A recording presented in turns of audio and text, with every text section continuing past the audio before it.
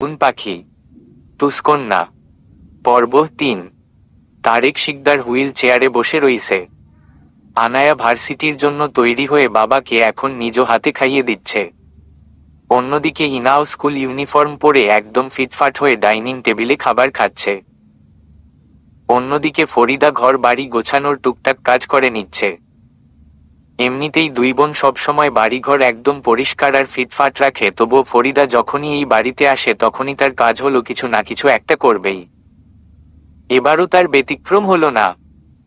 তবে এরই মাঝে হঠাৎ বাড়ির বাহিরে এলাকার কয়েকজন লোকজন জড়ো হয়ে ডাকাডাকি শুরু করতে লাগলো। বাড়ির বাহির থেকে এত আওয়াজ শুনে আনায়া ফরিদাকে দরজা খুলে দিতে বলল। মুহূর্তেই কয়েকজন লোক এসে তাদের বাড়ির ভেতরে ঢুকে পড়ল। হঠাৎ এত লোকজন দেখে আনায়া ভ্রু কুঁচকাল। একবার সন্দেহ নিয়ে পেছনে ফিরে ইনায়ার দিকে তাকিয়ে দেখল সে একদম নির্বিকারে নিজের খাবার খেয়ে যাচ্ছে। দেখে মনে হচ্ছে যেন কিছুই হয়নি। এরই মাঝে এলাকার কয়েকজন মধ্যে বয়স্ক লোকেরা বলতে লাগল, দেখো আনায়া, তোমার বাবা অসুস্থ, তাই তাকে কিছু বলেও লাভ হবে না, তাই বরাবরের মতো তোমাকেই বলতে হচ্ছে। দয়া করে তুমি এসবের সমাধান করো। তারেক শিকদার সহ আনায়া আর ফরিদাও উৎসুক দৃষ্টিতে তাকিয়ে। আবার কিসের সমাধান? আনায়ার একবার মন বলছে ইনায়া হয়তো কিছু করেছে, আবার মন বলছে এলাকার লোকজন তো আগে থেকেই তাদের দেখতে পারে না। তারা কিছু করুক বা না করুক দল বল নিয়ে তো বাড়িতেই হাজির হয়। আজও হয়তো তাদের কোনো পাকা ধানে মই পড়েছে, কে জানে।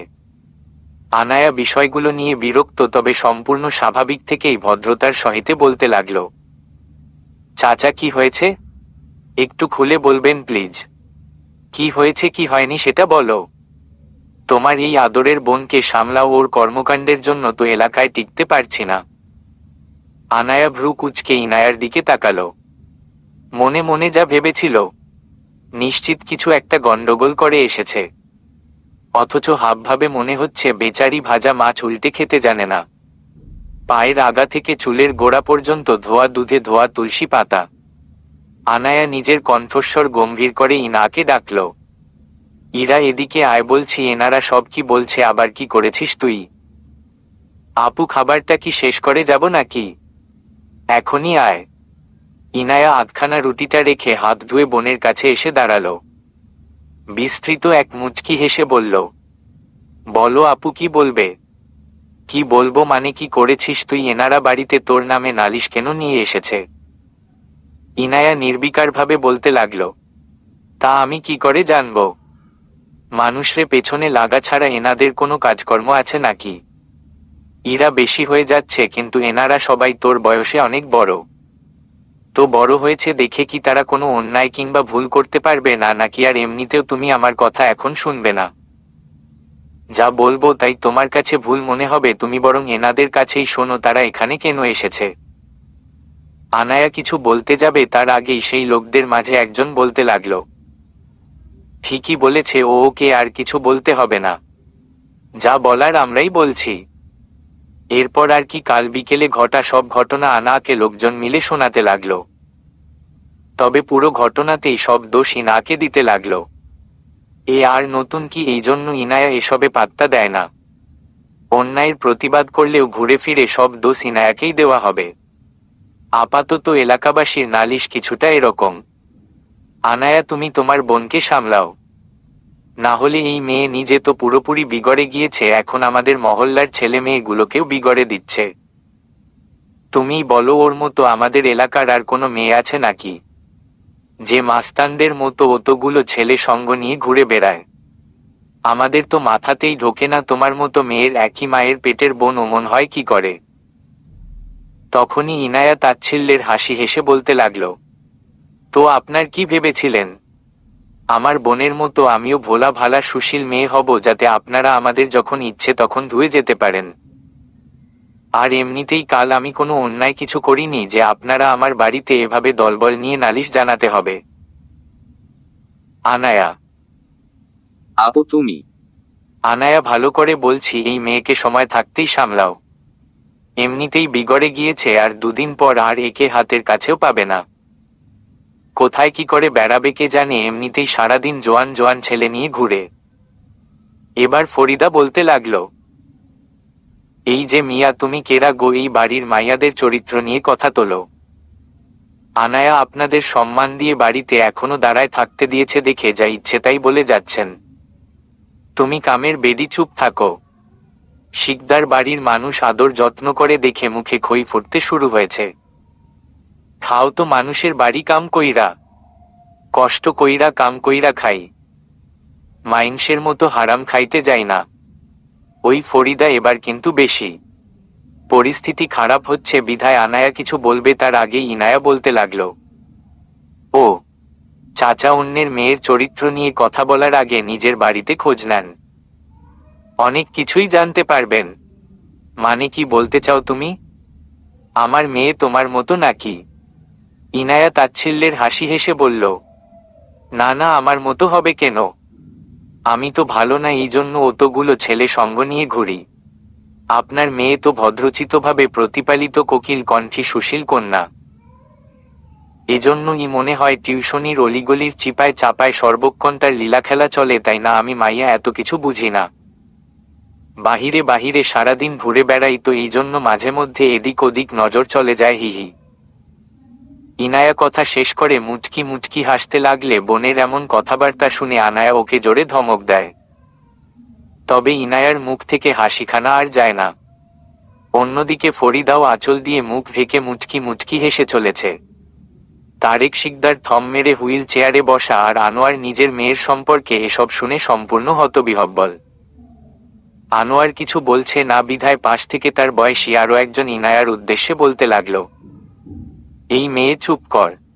নিজের চরিত্র ঢাকতে এখন আরেকজনের নামে নোংরামো ছড়াচ্ছিস।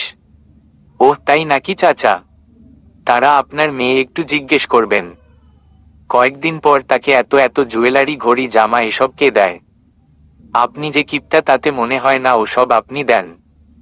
জিজ্ঞেস করবেন, একজন মানুষের বছরে কবার জন্মদিন হয় আর তাকে কবার তার ফ্রেন্ডরা জন্মদিনের গিফট দেয়। এই কথা শুনে এই লোকেরও এবার মুখ বন্ধ। ইনায়ার মুখে বাঁকা হাসি, কিন্তু আনায়া রাগান্বিত সুরে ইনাকে বললে, ইরা বেশি হয়ে যাচ্ছে কিন্তু এবার কিন্তু আমি। না না, তোমারে কিছু করতে হবে। যা বলার তা তোমার বোন বলে দিয়েছে। এই মেয়ে বরাবরই আমাদের অপমান অপদস্থ করে। ঠিক আছে ঠিক আছে, আর এ বাড়িতে আসবো না কখনো। এই কথা শোনা মাত্রই ইনায়া জোরে জোরে বলে ফেলল, আলহামদুলিল্লাহ আলহামদুলিল্লাহ আলহামদুলিল্লাহ। আনায়া ইনায়ার দিকে চোখ গরম করে তাকালেও তাতে আর কোনো কাজ হলো না। অন্যদিকে বাকি লোকেরা আবারও কিছুটা ক্ষেপে গিয়ে কয়েকটা কথা শুনিয়ে বাড়ি থেকে বিদায় নিল। সবাই চলে যেতেই আনায়া ইনায়ার দুই বিনুনি করা চুলগুলো টেনে ধরতেই ইনায়া ঘাড় বেঁকিয়ে বলল, ও আপু, ছাড়ো, ব্যথা লাগে তো। আনায়া ছাড়ল না, বরং রাগান্বিত সুরে বলল, এখন ছাড়বো কেন? কতবার বলেছি বড়দের সাথে বেয়াদবি করবি না। তাহলে এসব কেন করিস? বেয়াদবি কই করলাম? যা সত্যি তাই তো বলেছি, মিথ্যা তো বলিনি। আনায়া এবার ওকে ছেড়ে দিয়ে বলল, তোকে এত সত্যি বলতে বলে কে শুনি? আর এলাকায় এত পাকনামি করতেই বা কে বলে? আমি পাকনামি না করলে তো তুমি কিছুই বলবে না, আর ওদিকে ওরা সবাই আমাদের অবলা ভেবে ধুয়ে দিয়ে যাবে। আর সবচেয়ে বড় কথা, আমি আমার সুশীল নম্র ভদ্র বোন আনায়া না, বরং এলাকার ভিকু গ্যাং এর লিডার ধানীলঙ্কা ইনায়া শিকদার, ইরা কোনো মহিয়সী নারী না। ইনায়ার কথা শেষ হতে না হতেই আনায়া ইনায়ার মাথার পেছনে চাটি মারতেই ইনায়া পড়ে যেতে নিলে আবার নিজেকে সামলে নেয়।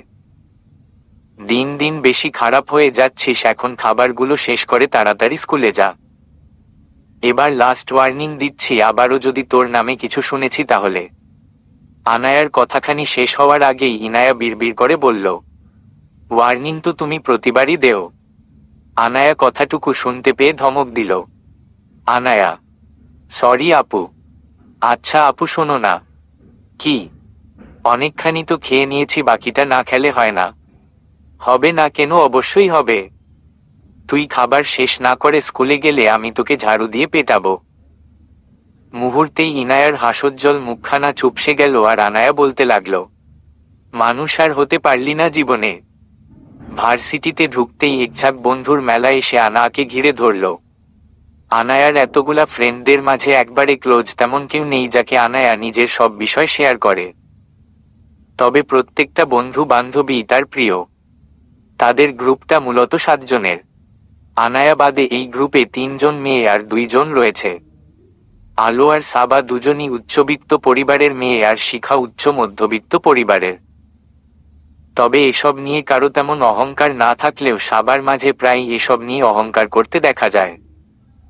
দামি ফোন, দামি গাড়ি, ড্রেস এসব নিয়ে সারাদিন কথা বলতেই তাকে আলোচনা করতে দেখা যায়। অন্যদিকে রনক, সায়েম আর তাজিম 3 জনেই উচ্চবিত্ত পরিবারের সন্তান, তবে তাদের মাঝে কখনো অহংকারের ছিটেফোঁটাও দেখা যায় না। এমনিতে অবশ্য 3 জন দেখতে অসম্ভব সুদর্শন। এদিকে সাবা তাজিমকে পছন্দ করলেও তাজিম কখনো সাবাকে বন্ধু ব্যতীত অন্য কোনো নজরে দেখে না। এই নিয়ে তাদের ফ্রেন্ডশিপে মাঝে মধ্যেই ঝামেলা বেঁধে যায়। গত 2 দিন আনায়া বাদে বাকি 6 জন গিয়েছিল সাবার আয়োজিত পিকনিকে। সেখানে আনায়াকে যেতে বলা হলেও আনায়ার পারিবারিক ব্যস্ততা, বাড়িতে অসুস্থ বাবার জন্য ও যেতে পারেনি। বিষয়টি প্রত্যেকেই জানে। তাই আজ ভার্সিটিতে আনায়ার দেখা মিলতেই সবাই ওর সাথে কথা বলতেই উৎসুক হয়ে পড়ল। প্রথমে প্রত্যেকেই আনায়া আর রেহানের খোঁজ খবর নেওয়ার পর শিখা আনায়াকে জিজ্ঞেস করল, আমি শুনলাম তুই নাকি সব টিউশনি বাদ দিয়েছিস, তাহলে এখন করিসটা কি? আনায়া একটু অপ্রস্তুত হলো। সে ভি কে এর পি এ, তা মনের ভুলেও বলা যাবে না। তার বন্ধু বান্ধবী ভি কে এর সব পাগলা ফ্যান। তার বিষয়ে জানতে পারলে জীবন পুড়ে তেনা করে ফেলবে। আনায়া একটু গুছিয়ে নিয়ে ধীরে সুস্থে বলল, একটা এনজিওতে জব পেয়েছি, আপাতত ওটাই করছি। তখনই সায়েম বলল, তুই অনার্সও শেষ করলি না, তার আগেই এনজিওতে চাকরি, কপাল আছে দেখছি। এরই মাঝে সাবা বলল, বাদ দে ওর কথা, দেখ গিয়ে নর্মাল কোনো জব পেয়েছে। তার চেয়ে আনায়া তুই আমাকেই বলতি, বাবাকে বলে তোর ভালো কোনো জবের ব্যবস্থা করে দিতাম। আনায়া মুচকি হেসে বলল, তার আর প্রয়োজন নেই রে, আপাতত যা পেয়েছি তাতেই সন্তুষ্ট। আনায়ার কথা শুনে সাবা আর কিছু বলল না, বরং মুখে সামান্য ভেঙচি কাটল, যা আনায়ার চোখ এড়াল না। তবে এসবে আনায়া কখনোই কিছু মনে করে না। সে জানে তার বান্ধবীটা কেমন। 4:30টার দিকে ভিকের অফিসে পৌঁছাতেই খবর এলো কেনি থানাকে তার কেবিনে ডেকেছে। আজ ভার্সিটি থেকে ফিরে বাড়ির সব কাজ সাথে নিজে গোসল করে ফ্রেশ হতে হতেই আনায়ার অনেকটা দেরি হয়ে গিয়েছে। তবে প্রথমে বিষয়টি গুরুত্ব দেয়নি, কারণ তার মতে আজও তাকে পুরোটা সময় বসেই কাটিয়ে দিতে হবে। কিন্তু হঠাৎ কেনিক ডেকেছে শুনে গলা শুকিয়ে গেল বেচারির। মনে মনে ভাবছে দেরি হয়ে যাওয়ার কোনো পানিশমেন্ট দিয়ে না বসে। আনায়া আগে পিছে আর কোনো কিছু না ভেবে সোজা কেনিথের রুমে চলে গেল। গিয়েই দেখতে প্রথমে কেনিথের দর্শন। পায়ের উপর পা তুলে ফোনে স্ক্রোল করছে। আজও কালো রঙের টি শার্ট আর প্যান্ট পরা, চুলগুলো এলোমেলো, হাতে কালো ব্রেসলেট, পায়ে কালো স্নিকার্স। আহামরি কিছু না, তবে এই এলোমেলো ছদ্মবেশেও দেখতে অদ্ভুত সুন্দর লাগে তাকে। আনায়া বাকি সব চিন্তা রেখে কেনিথের সামনে দাঁড়িয়ে কিছুটা ধীরগতিতে বলতে লাগল, স্যার ডেকেছিলেন? কেনিথ আনায়ার দিকে তাকালো না, বরং ওভাবেই ফোনের স্ক্রিনে তাকিয়ে স্ক্রোল করতে করতেই বলল, কাল রাতে চিটাগং আমার কনসার্ট রয়েছে, যেখানে যেতে হবে। সবকিছু যেন প্রপার গোছানো থাকে, কোনো ভুল হোক তা আমি চাই না। এরপর আনায়ার দিকে না তাকিয়ে ডেস্কে রাখা একটা কালো ফাইল আনায়ার দিকে ঠেলে দিয়ে বলল, এখানে সব ইনস্ট্রাকশন প্লাস ইনফরমেশন রয়েছে, ভালো করে দেখে নিয়ে কনসার্টে বিষয়টি স্টুডিওর সবাইকে জানিয়ে দিস।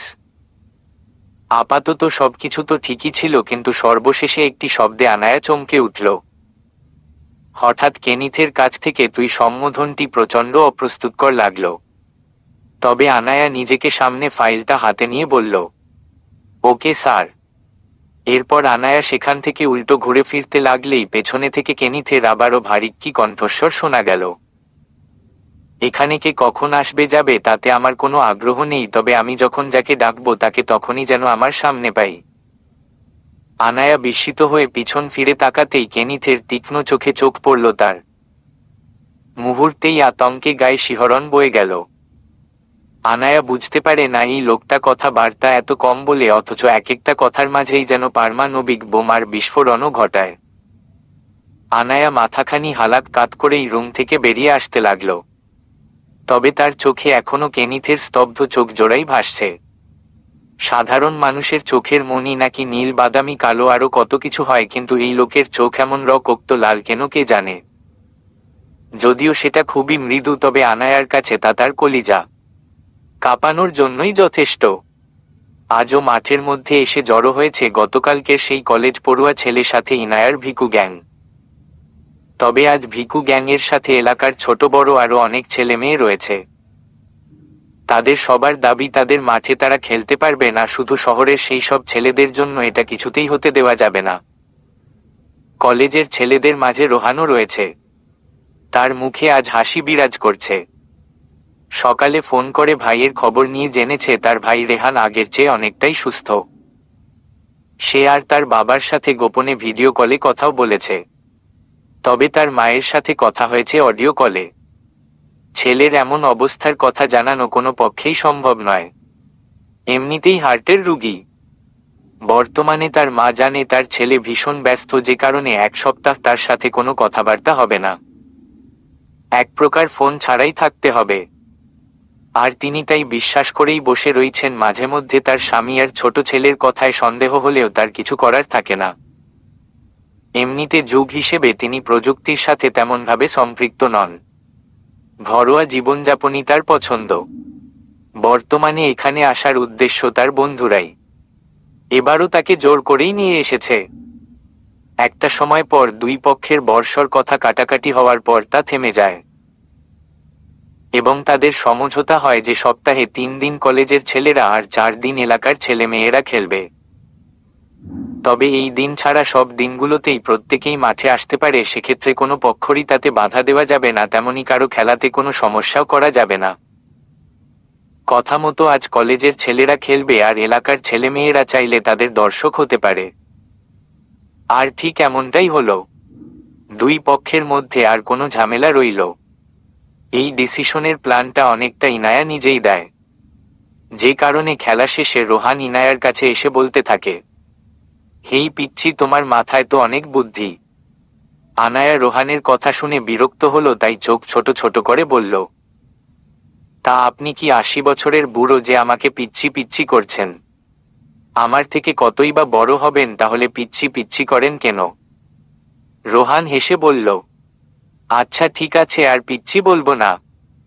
তুমি একটু ঝাঝালো কথা বলো তো, একজন্যই পিচ্ছি বলেছি। পিচ্ছিরা তো সাইজে ছোট হয়, তবে এক একটা পুরো আগুন বোমা। ইনায়া কিছু বলল না, বরং উল্টো ঘুরে বাড়ি ফিরতে লাগলেই রোহান বলল, আরে কোথায় যাও? ইনায়া না ঘুরেই বলল, বাড়ি। তো একা যাও কেন, আমাকে নিয়ে যাও। ইনায়া এবার পেছনে ফিরে বলল, কেন, আপনার কি বাড়ি নেই? আছে তো। তাহলে? তাহলে আর কি? আচ্ছা তুমি ব্রাজিল নাকি আর্জেন্টিনা? CR7। ওহ, মানে রোনালদো ফ্যান? কারণ VK রোনালদো ফ্যান। রোহান ভ্রু কুঁচকে বলল, VK মানে? Vampire Kenneth. তুমি ওরও ফ্যান নাকি? কেন? আমিও তো ভিকের ফ্যান। ইনায়া এতক্ষণ গম্ভীর আর বিরক্ত নিয়ে রোহানের সাথে কথা বললেও এখন ভিকের নাম শুনে পুরো গলে গেল। এই একটা ভিকেই আছে যেখানে সে পুরোপুরি আটকে যায়। এবার মুখে হাসি ফুটিয়ে উৎসুকভাবে রোহানকে বলল, সত্যিই তুমি ভিকের ফ্যান? এতে মিথ্যা বলার কি আছে? আর তুমি আমাকে তুমি করে কেন বলছো? এতক্ষণ পরিচিত ছিলাম না, এখন তো পরিচিত হলাম। যদি তোমার সমস্যা থাকে তাহলে আর বলবো। বাপরে, আমরা দুজন ভিকের ফ্যান, এজন্য পরিচিত হলাম। এছাড়া অবশ্য আর কোনো কারণ নেই। তবে আচ্ছা, তুমি রেহান আহমেদকে চেনো না? মানে কেন জানি তোমাকে। তুমি ভাইয়াকে কি করে চেনো? রেহান আহমেদ তোমার ভাই? আমি রোহান আহমেদ। কিন্তু তুমি এটা তো বললে না, তুমি ভাইকে কিভাবে চেনো? 1 মিনিট, তুমি আবার ভাইয়ার গার্লফ্রেন্ড নও তো? পরক্ষণেই রোহান আনায়ার চোখের দিকে ঝুঁকে গিয়ে বিস্ময়ের সুরে বলতে লাগলো, আল্লাহ, তোমার চোখগুলো তো ভাইয়ার গার্লফ্রেন্ডের চোখের মতোই। তার মানে তুমি? হ্যাঁ। ভাইয়া এমন একটা পিচ্ছি মেয়েকে কিভাবে তার গার্লফ্রেন্ড বানালো? তুমি তো দেখি আমার চেয়েও ছোট, এখনো তো স্কুলও। এই 1 মিনিট, এসব কি আবোল তাবোল বকছ? আমি কেন তার গার্লফ্রেন্ড হতে যাব? ছি, কার সাথে কি? আমি রেহান ভাইকে মন প্রাণ দিয়ে বড় ভাই মানি, সাথে দুলা ভাইও। মানে তুমি নও তোমার বড় বোন? ইনায়া চোখ ছোট করে বলল। হুম। তাহলে চোখ? পাগল নাকি কিসের চোখ? ও সরি ভাইয়া, আসলে বলেছিল তার গার্লফ্রেন্ড আছে, তো সে কে তা জানার জন্য আমি অনেক চেষ্টা করেছিলাম, কিন্তু ভাইয়া শুধু একজোড়া চোখের ছবি দেখিয়েছিল। আর তোমার চোখের সাথে অনেকটা মিল আছে। হ্যাঁ। অদ্ভুত ব্যাপার। যাই হোক, তোমাদের বাড়িতে আপুর সম্পর্কে কেউ জানে নাকি? না, শুধু আমি জানি। ও, তবে আমাদের বাড়িতে জানে। তো আপনি চাইলে আজ আমাদের বাড়িতে যেতে পারেন, যেহেতু আমরা এখন পরিচিত। না না, আজ থাক, এমনিতে ভাইয়া দেশে ফেরার পর তো তোমার আপু আর ভাইয়ার বিয়ে হলে তো তুমি আমার বেআইন হয়ে যাবে, মানে আমরা পার্মানেন্ট আত্মীয় হয়ে যাব। তখন না চাইতেও তোমাদের বাড়ি যাওয়া হবে। আপাতত আজ আর না যাই। ইনাও আর কিছু বলল না। সৌজন্যমূলক হাসি হেসে দুজনে বিদায় নিল। রাত 11:30। শহরের ভিআইপি এরিয়ার রাস্তাঘাটে গাড়ি চলাচল খুবই কম। বিশেষত এই এরিয়ায় এমপ্লয়িরা কাজ শেষে বাড়ি ফিরলেই রাস্তাঘাট শুনশান হয়ে যায়।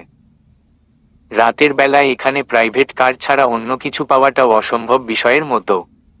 তবে আজ আনায়ার চিন্তা নেই। কিছুক্ষণ আগেই ইমন তার গাড়ি নিয়ে অফিসের সামনে তাকে বাড়ি পৌঁছে দিতে চলে এসেছে। সাথে আনায়ারও ইমনের কাছ থেকে কনসার্টের বিষয়ে কিছু জানার ছিল, তাই সে বর্তমানে ইমনের গাড়ির পাশে দাঁড়িয়ে দুজনে কথাবার্তা বলছে। গাড়িটা পার্কিং এরিয়া থেকে কিছুটা দূরে অন্ধকার রাস্তার পাশে দাঁড় করানো। আনায়া ইমনের সাথে কিছুক্ষণ তার প্রয়োজনীয় বিষয়ে কথা বলার পর হঠাৎ ইমন আনাকে রেহানের সাথে ভিডিও কলে কথা বলার জন্য বলে। আনাও খুশি মনে রাজি হয়ে যায়। তবে সেই জায়গায় তেমন আলো না থাকায় ইমন আনাকে গাড়িতে বসে ডিম লাইট জ্বালিয়ে কথা বলতে বলে। আনাও ইমনের কথা মতো তাই করে। আনায়া গাড়িতে বসে রেহানের সাথে ফোনে কথা বলছে। অন্যদিকে ইমন একটু দরকারে পাশের একটা শপে গিয়েছে। আনায়া রেহানকে দেখে অনেকটাই খুশি হলো। রেহান এখন আগের চেয়ে অনেকটা সুস্থ, সাথে তার কথা স্পষ্ট। মাথায় সাদা ব্যান্ডেজ এবং এখনো সে হসপিটালে রয়েছে। দুজনের কথাবার্তা মুহূর্তেই হাস্যোজ্জ্বলে পূর্ণতা পেল। মনে হচ্ছে দুজনেই আবার প্রাণ ফিরে পেয়েছে। এক পর্যায়ে নানা হাসি ঠাট্টা শেষে রেহান হাতের ইশারায় কিস করল। আনায়া অপ্রস্তুত হলেও মুহূর্তেই হেসে ফেলল। প্রায় কিছুক্ষণ কথাবার্তা শেষে ইমন ফিরলে দুজনে এবার বাড়ির উদ্দেশ্যে রওনা দিল। স্টপ। মাঝ রাস্তায় এসে হঠাৎ পরিচিত এক তৃতীয় কণ্ঠস্বর শুনে ইমন বিস্মিত হয়ে গাড়ি ব্রেক করল। কণ্ঠস্বরখানা পেছনে থেকে এলো বিধায় দুজনেই ঘাড় ঘুরিয়ে পেছনে তাকালো। মুহূর্তেই দুজনে আরেক দফায় বিস্মত হল। ভালো করে নিশ্চিত হতে অন্ধকারে আচ্ছন্ন গাড়ির সব লাইট অন করতেই দেখল পায়ের উপর পা তুলে এক হাতে কালো রঙের জ্যাকেট নিয়ে বসে রয়েছে কেনিথ। চোখে কালো রঙের গ্লাসেস। তারা দুজন কিছু বলার আগেই কেনিথ গাড়ির দরজা খুলে বাহিরে বেরিয়ে এলো। এরপর ড্রাইভিং সিটের কাছে গিয়ে ইমনের দিকে তাকিয়ে গাড়ির বাহির থেকেই বলতে লাগলো, আমার কারে প্রবলেম হয়েছিল, তাই এই কারে বসেছিলাম, ঠিক জায়গায় পৌঁছে দেওয়ার জন্য থ্যাঙ্কস। সরি ফর না জানিয়ে গাড়িতে বসার জন্য। সম্পূর্ণ কথাটুকু শেষ করে কাঁধে জ্যাকেট খানা ঝুলিয়ে এক হাত প্যান্টের পকেটে ঢুকিয়ে বড় বড় পা ফেলে কেনিথ রাস্তার পাশের এক বড় অ্যাপার্টমেন্টের ভেতরে ঢুকে পড়ল। তার মুখখানা শান্ত রইলেও কালো চশমার নিচে থাকা চোখ জোড়ার দশা কি ছিল তা আর কারো নজরে পড়ল না। এদিকে আনায়া আর ইমন বিস্ফোরিত নয়নে একে অপরকে দেখলে লাগল। দুজনের মাঝে একই প্রশ্ন ঘুরপাক খাচ্ছে। ক্ষণিকের মাঝেই হঠাৎ কি হয়ে গেল কোনো কিছুরই হিসেব মেলাতে পারছে না। এদিকে ভিকের মুখে থ্যাঙ্কস আর সরি এই দুটো শব্দ শুনে রীতিমতো অবাক। কেনিথের মুখেও কি এসব শব্দ মানায় না? আজ পর্যন্ত তারা দুজন ব্যতীত এই শব্দ দুটো আর কারো শোনার দুঃসাহসিক ভাগ্য হয়েছে কিনা তাতে অঢেল সন্দেহ রয়েছে। তখনই বিস্মিত সুরে ইমন আনায়া উদ্দেশ্যে বলল, গাড়িতে ভিকে কখন এসে বসেছে বলনি তো? আনাও বিস্মিত সুরে বলল, আমি নিজেও জানি না ভাইয়া। কিছুক্ষণ দুজনে চুপ থেকে ঢোক গিলল। এমনিতেই গলা কেন যেন শুকিয়ে গিয়েছে। গাড়িতে থাকা পানির বোতল থেকে দুজনে পানি খেয়ে নিল। এরপর ইমন পাশে তাকিয়ে দেখল তারা কেনিথের অ্যাপার্টমেন্টের সামনেই দাঁড়িয়ে রয়েছে। বিশাল বড় গেটের একপাশে বড় বড় করে লেখা ভিকে। মুহূর্তেই ইমন কি সব ভেবে এক দীর্ঘশ্বাস ফেলল। রাত 1:30 বেজে গিয়েছে। শহরের নামি দামি নাইট ক্লাব থেকে মাতাল হয়ে বেরিয়েছে রুহি। পরনে ছোট ওয়েস্টার্ন ড্রেস। এই মেয়েটাকে মাঝে মধ্যেই এবস জায়গায় দেখা মেলে। সাথে নামি দামি ড্রাগস কিংবা মদ্যপান, তার কাছে দুধ ভাত। বাবা তার দেশের বড় এক বিজনেসম্যান। আলাদা করে তার জব করার দরকার ছিল না, তবে বাড়িতে থেকে সে এবস কুকীর্তি করতে পারত না, সেজন্য তার বাড়ি থেকে অনেকটা দূরে একটা ফ্ল্যাটে একাই থাকে রুহি। সাথে ভিকের স্টুডিওতে কাজ করার পাশাপাশি বাবার কাছ থেকেও মাসে প্রচুর টাকা নেয় সে। ভিকের সাথে কাজ করাটা তার যতটা না শখ ছিল, তার চেয়ে বড় উদ্দেশ্য হলো তার বাজে অভ্যাসগুলোকে কন্টিনিউ করা। সভ্য শহরের লোকালয়ে এসব নাইট ক্লাব থাকবে না বিধায় শহরে থেকে প্রায় অনেকটা দূরে একটি বড় নাইট ক্লাবেই নিজের বেশিরভাগ সময় কাটায় রুহি। রুহি সাধারণ স্টুডিও থেকে প্রতি রাতে অনেকটা আগেই বাড়ি ফেরে ঠিকই, কিন্তু রাত বাড়তেই তার গন্তব্য হয় এই নাইট ক্লাব। আজ আর ভালো লাগছে না বিধায় একটু তাড়াতাড়ি বাড়ি ফিরতে চাইছে সে। ড্রিঙ্কস মনে হয় একটু বেশি করে ফেলেছে। তবে তার পাশে দাঁড়িয়ে থাকা লোকটির দিকে তাকিয়ে বিস্তৃত হাসি হাসল মেয়েটা। সম্পূর্ণ কালো গেটআপে দাঁড়িয়ে থাকা বলিষ্ঠ দেহের অধিকারী লোকটির চোখে কালো সানগ্লাস, মুখে মাস্ক, গায়ে কালো ওয়েস্টার্ন জ্যাকেট, সাথে বড় বড় চুল ঢাকতে কালো রঙের ক্যাপ করা। তবে এমন ছদ্মবেশী লোকটিকে যে রুহির পূর্ব পরিচিত তা খুব ভালোভাবেই বোঝা যাচ্ছে। দুজনে রাস্তায় বেশিক্ষণ দেরি করল না। লোকটি রুহিকে ইশারায় ড্রাইভিং সিটের পাশে বসতে দিয়ে নিজে ড্রাইভিং সিটে বসে পড়ল। তখনই রুহি লোকটির দিকে তাকিয়ে মাতলামো সুরে বলতে লাগল, কার কি তুমি চালাবে? লোকটি রুহির দিকে না তাকিয়ে গাড়ি স্টার্ট দিতে দিতেই বলল, হুম। জানো কেনিথ, আমার না বিশ্বাস হচ্ছে না যে এটা তুমি। তুমিও কখনো আমাকে এভাবে ট্রিট করবে তা আমি কল্পনাতেও ভাবিনি। কি আর করার, আমাদের ভাগ্যে যা লেখা থাকবে তাই তো হবে। রুহি কেনিথের কথায় মুচকি হেসে নিজের সিটে হেলান দিয়ে ক্লান্তিতে চোখ বুজতে থাকল। অন্যদিকে কেনিথ গাড়ি চালাতে চালাতে রুহির দিকে তাকিয়ে বাঁকা হাসল। কিন্তু সে হাসি মাস্কের নিচে থাকায় না দৃশ্যমান হলো আর না হলো তার সানগ্লাস দ্বারা আচ্ছাদিত চোখজোড়ায় চিকচিক করতে থাকা পরবর্তী পৈশাচিক কর্মকাণ্ডের জলস। Ruhi, do you hear me? মাথাটা বড্ড বেশি ঘুরছে। শরীরটা কেমন যেন প্রচণ্ড ফুরবল লাগছে। চোখের পলক ঠিকমতো খুলতেও পারছে না রুহি। হালকা চোখ খুলতেই সবকিছু ঝাপসা, মাথাটা এখনো ঝিমঝিম করছে। রুহি বুঝতে পারছে না তার সাথে কি হচ্ছে, তবে তার নিষ্ক্রিয় মস্তিষ্ক তাকে জানান দিচ্ছে তার শরীর থেকে ধীরে ধীরে সব রক্ত নিয়ে নেওয়া হচ্ছে। হঠাৎ কারো কণ্ঠস্বর শুনে রুহি ধীরে ধীরে চেষ্টা করল চোখ দুটো খোলার। কিছুক্ষণ চেষ্টার পর সফলও হলো সে। ঝাপসা চোখে ধীরে ধীরে সব স্পষ্ট হতে লাগল। তবে বুঝতে পারল না সে ঠিক কোথায় আছে। বিশাল বড় এক এরিয়া, অথচ দেখতে কেমন অদ্ভুত, সঙ্গে কি না কি সব জিনিস যন্ত্র রেখে দেওয়া। চারপাশটায় কেমন গাঢ় লাল আলোর ছড়াছড়ি। এরপর ওসব কি জিনিস তা বুঝতে মাথা না ঘামিয়ে নিজের দিকে তাকালো। সে একটা বর্ষর চেয়ারে কিছুটা আধশোয়া হয়ে বসে রইছে। তার হাত দুটো চেয়ারের হাতলের উপর রাখা। কিন্তু সে চমকে উঠল নিজের বর্তমান পরিস্থিতি দেখে। ও বুঝতে পারছে না তার সাথে কি হচ্ছে। তাড়াহুড়ো করে মস্তিষ্কের সাথে যুদ্ধ করতে লাগলো সে কোথায় ছিল আর এখন সে কোথায় আছে, সঙ্গে তার সাথে এই মুহূর্তে কি করা হচ্ছে। রুহি নিজের ফুটবল শরীর নিয়ে ছোটাছুটির চেষ্টা করলো, অথচ তার মনে হচ্ছে সে একদম অবশ হয়ে বসে হইছে। এরই মাঝে হঠাৎ সামনে থেকে আবারও কারো কণ্ঠস্বর শোনায় ও সামনে দিকে তাকিয়ে আবারও চমকে উঠল। তার সামনে চেয়ারে বসে দুপা ছড়িয়ে হাঁটুতে কনুই ঠেকিয়ে দুহাতে দুটো চা পাতি নিয়ে এক আজব খেলায় মেতেছে কেনিথ। বারবার চা পাতি দিয়ে বীভৎস রকমের আওয়াজ ধ্বনি সৃষ্টি করে চলেছে। রুহির নিজের বর্তমান অবস্থার সাথে তার আশেপাশের পরিস্থিতির কোনো হিসাবেই মেলাতে পারছে না। তার কাছে সবকিছু স্বপ্নের মতো লাগছে। মুহূর্তেই মেয়েটার ঘাম ছুটতে লাগলো যখন কেনিথের স্পষ্ট কণ্ঠস্বর কানে আসতেই বুঝতে পারল এসব সত্যি। এভাবে নড়াচড়া করাটা ঠিক না, যা হচ্ছে সুন্দরভাবে হতে দাও। রুহি কখনো কেনিথের কাছ থেকে এমন নরম সুরে বলা কোনো কথা আজ পর্যন্ত শোনেনি। তার উপর কেনিথ তাকে তুই করে না বলে তুমি সম্বোধন করছে।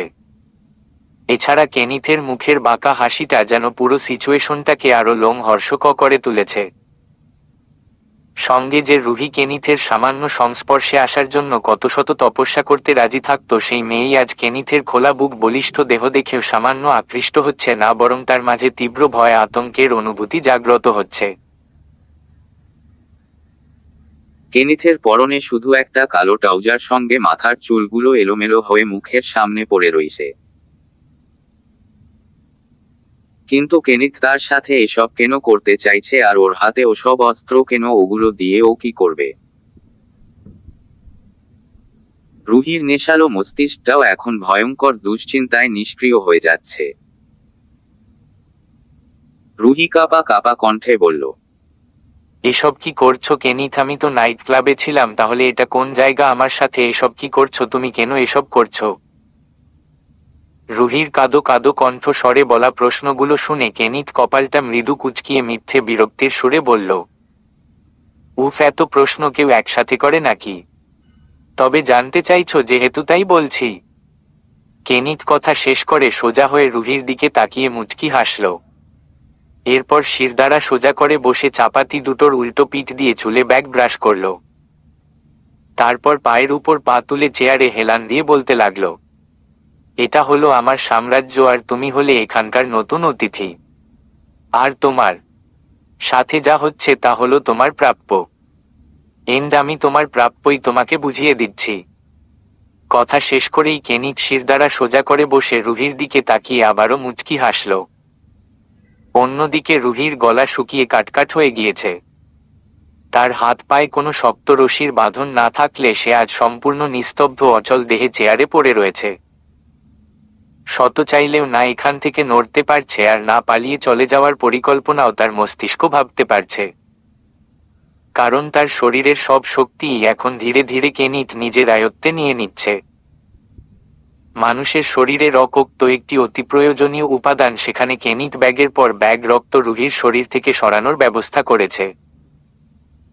রুহি নিজের মস্তিষ্ক সক্রিয় করে নিজের অবস্থা দেখে এই কারণেই চমকে উঠেছিল, কারণ সে নিজের দিকে তাকিয়ে দেখল তার দুই বাহুতে ভেইনে নিডল সুই বিধানো, এবং তার দুপাশে দুটো স্যান্ড, যেখানে দুটো ব্লাড ব্যাগ ঝুলছে। অর্থাৎ vein puncture kit, blood collection kit, যাতে সুইয়ের সাথে একটি টিউব নল সংযোগ থাকে, যা দিয়ে দেহ থেকে রক্ত গিয়ে ব্লাড ব্যাগে সংরক্ষিত হয়। সাধারণ একটি মানুষের দেহ থেকে একবারে শুধুমাত্র এক ব্যাগ অর্থাৎ 450-500 মিলি রক্ত সংরক্ষণ করা যেতে পারে, যাকে নিরাপদ বলা যায়, কিন্তু কারো দেহ থেকে 50% কিংবা এর চেয়ে বেশি পরিমাণ অর্থাৎ 2.5-3 লিটার রক্ত সরিয়ে নিলে মানুষ মারা যেতে পারে। কারণ প্রাপ্ত বয়স্ক মানুষের দেহে সাধারণ রক্তই থাকে 5-6 লিটার। আর রুহির ভয়ের কারণ হলো তার দেহ থেকে একসাথে দুটো ব্যাগ রক্ত দিয়ে পূর্ণ করা হচ্ছে, যার অনেকটাই এখন ভরে গিয়েছে। রুহি কান্নারত কণ্ঠে বলল, কেনিথ, আমার সাথে এসব কেন করছো? প্লিজ আমায় ছেড়ে দেও। তুমি হঠাৎ আমায় তুমি বলে ডাকছো কেন? তোমার হাবভাব কাজকর্ম আমার ঠিক লাগছে না। কেনিথের যেন কথাটা শুনে হাসি পেল, তবে তার হাসি সেই শব্দহীন বাঁকা হাসতেই আবদ্ধ। সে ওভাবেই হেলান দিয়ে থাকা অবস্থাতেই বলল, একটা মানুষ চিরতরে পৃথিবী থেকে বিদায় নিবে, আর তুমি বলছো আমি যেন তার সাথে তুইতকারি করে খারাপ ব্যবহার করি, তার উপর আমার নতুন অতিথিটা একজন মেয়ে। ছি কেনিথ, এতটাও খারাপ না। এতটুকু কথা শেষ করেই কেনিথ নিজের হাতে থাকা দুটো চা পাতির উদ্দেশ্যে বলল, কি ঠিক বলছি তো মাম্মা? কেনিথের কথাটা শুনে যেন ওই দুটো প্রাণহীন বস্তুরও হাসি পেল। কিন্তু রুহি কেনিথকে ভয়ারয়তায় চোখে দেখতে লাগল। এরপর যতটা পারল নিজেকে স্বাভাবিক করে বলল, কেনিথ প্লিজ, আমি জানি না তোমার কি হয়েছে, কেন তুমি এমন করছো, কিন্তু আমি এতটুকু জানি যে তোমার কারো প্রতি অনেক রাগ ক্ষোভ থাকলে তাকে তুমি মারধর করো। প্লিজ, যদি আমার কোনো ভুল থাকে তুমি আমায় মাফ করে দেও। আমি প্রমিস করছি আমি কখনো তোমার আশেপাশে আসব না, তোমার সাথে কখনো। আচ্ছা, এখন থেকে আর তুমি করেও বলবো না। প্লিজ স্যার, আমায় মাফ করে দিন প্লিজ। কেনিথ রুহির কথা শুনে মৃদু ভ্রু কুঁচকে বলল, 1 সেকেন্ড না, আমি এখানে না কারো বশ না কারো শুভাকাঙ্ক্ষী। তাহলে এত ফর্মালিটির কি আছে? আচ্ছা, আমি তোমাকে একটা গান শোনাই। তুমি তো আমার গান শুনতে পছন্দ করো তাই না? তবে গানের মতো না, কিছুটা কবিতা আবৃত্তির মতো করে বলি। নিউ এক্সপেরিয়েন্স হবে কি বলো? কারো আদেশ মানি না, আমি চির স্বাধীন। আমি না মানি আইন, আমি না কারো অধীন। যেন আমি শ্রেষ্ঠ, শুধু আমিই সঠিক। কেবল আমিই সত্য, পুরা দুনিয়া বেঠিক। প্রলয় আমি করি ধ্বংস। আমি শত্রু ঘায়েলে সদা হন্য। আমি শৃঙ্খল মানি না, মৃত্যু চিনি না। আমি জলে ওঠা শিখা নিভতে জানি না। তোমার দাসত্ব আমার রাজত্ব। ধুকে ফুকে মর ওহে বিশ্বাসঘাতক। আমারই আদালত, আমিই বিচারক। হত্যা করি পাপি না, মানি স্বর্গমর্ত। আমি হত্যা করি পাপি না, মানি স্বর্গমর্ত। কেনিথ খুব ধীর সুরে গানের লাইনগুলো মুচকি হেসে হেসে গাইল, বলতে গেলে গানের লাইনগুলো আবৃত্তি করল। কিন্তু রুহি কান্নারত কণ্ঠে বলল, কেনিথ প্লিজ, আর এসব করো না। আমাকে এসব কি লাগিয়ে রেখেছ? আমার শরীর থেকে অলরেডি 2 ব্যাগ রক্ত বের করা হয়ে গিয়েছে। আমার আর কথা বলার শক্তিটাও আসছে না। আমি তো তেমন কোনো দোষ করিনি, তাহলে এমন কেন করছো? রুহি কথাগুলো শুনে কেনিথ কিছুক্ষণ কিছুই বলল না, এরপর হেলান দেওয়া অবস্থাতেই বলল, রুহি, 8 মাস আগে ছোঁয়া কিভাবে মারা গিয়েছিল? হঠাৎ ছোঁয়ার নাম শুনতেই আঁতকে উঠল রুহি। কেনিথের তো এই বিষয়ে কিছু জানার কথা ছিল না। আর কেনিথ যদি জানতো তাহলে তো অনেক আগেই এর স্টেটমেন্ট নিত, কিন্তু এতদিন পর হঠাৎ ছোঁয়ার কথা কিভাবে আসছে? এর মানে কি কেনিথ সব জানে? এই জন্যই কি তার সাথে এমনটা করছে? রুহি কিছু বলার আগেই কেনিথ আবারও নির্বিকার সুরে বলল, ছোঁয়ার কি দোষ ছিল রুহি? ওর কি কোনো দোষ ছিল? তবুও কেন ওকে মরতে হলো? রুহি এবার সম্পূর্ণ নিশ্চুপ হয়ে গেল। তার আর বুঝতে বাকি রইল না কেনিথ সবটাই জানে। এমনিতেই শরীর ফুরবল হয়ে যাচ্ছে, আর এখন তো তার দম বন্ধ হয়ে আসছে। কেনিথ এবার নিজের চোখমুখ শক্ত করল, এরপর আধশোয়া থেকে সোজা শিরদাঁড়া সোজা হয়ে বসে অনেকটা ক্ষিপ্ত স্বরে বলতে লাগল, বল, কি দোষ ছিল ওর? কেন ওকে ছাদ থেকে ফেলে দিয়েছিলি? জাস্ট ও আমার স্টুডিওতে নিজের দায়িত্বগুলো ঠিকঠাক করতো, আর আমার মুখে সামান্য হাসি দেখেই তোর হিংসা হলো, যা তা সব সন্দেহ করে শেষ করে দিলি ওকে। একটা কথা মায়া রাখা উচিত ছিল। আমি কেনিথ কোনো ফিল্মের হিরো আশিক না যে নিজের এমপ্লয়ীদের সাথে 2 দিন ঠিকভাবে কথা বলল তো তার সাথে সো কোল্ড ফাকিং প্রেম ভালোবাসার খেলা খেলবো। আমি কেনিথ কোনে গল্পের নায়ক নয়, বরং গল্পের মারাত্মক সাইকো ভিলেন, যার মাঝে মহত্বের ছিটেফোঁটাও পাবি না পাবি শুধু নিজের শিকারকে শেষ করার হিংস্রতা। তবে বুদ্ধি পরিশ্রম কোনোটাই তুই কম করিসনি। বুদ্ধি করে সিসিটিভির সব ফুটেজ নষ্ট করে দিয়েছিলি, কিন্তু ওসব কোনো কাজে লাগেনি। আমার এ বিষয়টিকে পুলিশ কেস পর্যন্ত যেতে দেয়নি, কারণ আমার নামে লোক কাদা ছোড়াছুড়ি করবে তাই, কিন্তু এর মানে এই ছিল না যে আসল দোষী পার পেয়ে যাবে। বিষয়টি অ্যাক্সিডেন্টে হলে ভাবা যেতে, কিন্তু তুই সম্পূর্ণ প্ল্যান করে ছোঁয়াকে শেষ করেছিলি। আর আমি প্ল্যান করে তোকে নিজের শিকার বানবো দেখে এতদিন বাঁচিয়ে রেখেছিলাম। কি ঠিক করেছি না? ছোঁয়া আরো বেশি ফুরবল হয়ে যাচ্ছে এবং আরো বেশি কাঁপছে। এই পর্যায়ে কেনিথ চা পাতি দুটো রেখে রুহির কাছে গেল। এরপর স্যান্ডে পূর্ণ হওয়া ব্লাড ও ব্যাগগুলো নিয়ে সেখানে আরো 2টো খালি ব্লাড ব্যাগ লাগাতে লাগাতে বলল, তোকে বেশি কষ্ট দিয়ে মারার কোনো ইচ্ছে নেই। শুধু যতটা রক্ত নিলে তুই মারা যাবি ঠিক ততটুকুই নেব। এখন হয়তো ভাবতে পারি সেই রক্ত দিয়ে আমি কি করব, রাইট? তুই মারা যাওয়ার পর তোকে খুব সুন্দর করে পিস পিস করে কাটবো, লাইক কষাই। মানুষ কাটার কষাই? কি কপাল আমার, আমার কুকুর দুটোকে ফ্রেশ মাংস খাওয়াতে আমাকে কষাই ও হতে হয়েছে, হাহ। যাই হোক, ওরা খুশি তো আমিও খুশি। ও এরপর আর বেশি কিছু না, হাড় থেকে মাংস আলাদা করতে ওই যে বড় বড় কেমিক্যালের জার দেখছিস না, এগুলোতে তোর হাড় দিলে খুব দ্রুত মাংস গলে আলাদা হয়ে যাবে। এরপর সেই হাড়গুলোকে কি করব জানিস? হাড়গুলো গুঁড়ো করে আমার বাড়ির সুন্দর সুন্দর দেওয়ালগুলোতে লাগিয়ে আবার প্লাস্টার করে আবার কালার করে ফেলবো। এছাড়া সেন্ট পেইন্টিং এর নাম শুনেছিস তো? বালি দিয়ে যে পেইন্টিং করে, কিন্তু আমি হাড়ের গুঁড়ো দিয়ে করি। আমার বাড়িতে অনেকগুলো আছে। আপাতত ওসব পেইন্টিং তো এখানে নেই, আগামীতে বেঁচে থাকলে হয়তো দেখাতে পারতাম কিভাবে মানুষের হাড় দিয়ে পেইন্টিং করতে হয়, আর ওগুলো দেখতে ঠিক কত সুন্দর হয়। আবার আমার বাড়ির বাগানে কিন্তু অনেক সুন্দর সুন্দর গাছ রয়েছে। হাড়ের গুঁড়ো মাটির সাথে মিক্স করে দিলে গাছগুলো আরো বেশি তরতাজা হয়। You know what I'm a nature lover. আর এত কিছু করার পর নিজের শুদ্ধতার একটা ব্যাপার আছে না, এই জন্যই আমার শিকারের শেষ চিহ্নটাও চিরতরে শেষ করার পর নিজেকে শুদ্ধ করতে ব্লাড ও বা থাইমিন রক্ত দিয়ে স্নান করে নিজেকে শুদ্ধ করি। শুধু তাই নয়, তারপর আবার দুধ দিয়ে স্নান করি।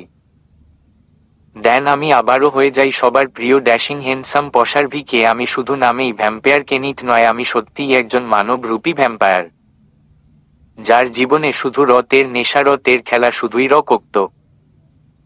কেনিথের নির্বিকারে হাসতে হাসতে বলা কথা শুনে রুহির মাথা যেন ঘুরছে। এসব কি আদৌ সত্য? তার মানে কেনিথ কোনো সাধারণ মানুষ নয়, বরং ও একটা ভয়ঙ্কর সাইকোপ্যাথ, যার ছোটখাটো কাজকর্ম সবার কাছে অ্যাট্রাকটিভ হলেও আদৌ ও যে কতটা ভয়ঙ্কর এটা সবার কল্পনার বাহিরে। এরই মাঝে কেনিথ ব্লাড ব্যাগগুলো নিয়ে নিজের ব্লাড স্টোরেজ ফ্রিজারে গিয়ে রেখে দিয়ে এলো।